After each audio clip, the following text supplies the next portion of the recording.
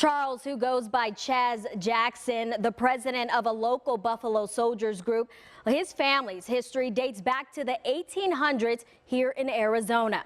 He's seen a lot of changes over the years, and many stories have been passed down from generation to generation.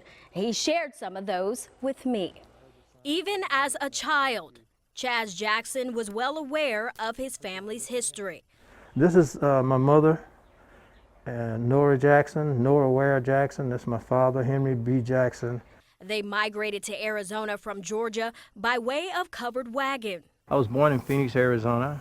My family came out here between 1880 and 1885. At the age of 80, he remembers vividly what being black in the valley was like. Blacks were not allowed to live north of Van Buren. So blacks lived from Monroe, Adams, Washington, Jefferson, and Jackson Street. Chaz's mother was among some of the first students to experience segregation in schools.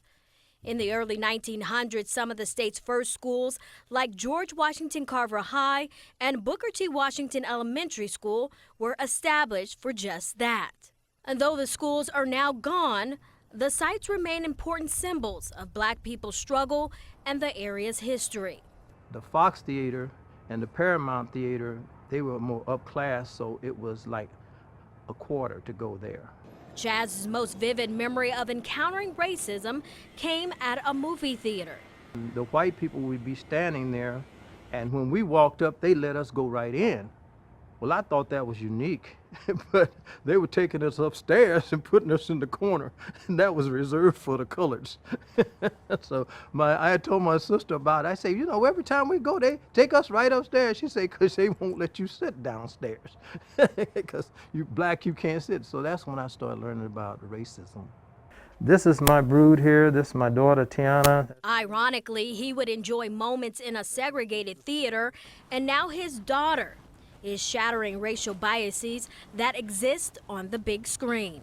We serve the underestimated, the underrepresented, and the underserved. So what I do is find talented people of all backgrounds. Tiana Jackson is the first black woman to own 100% of her talent and literary agency called the Jackson Agency.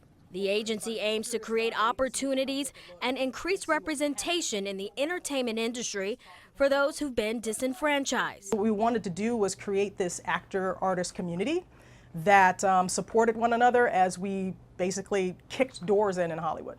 After spending 21 years in Los Angeles, she's back in the Valley.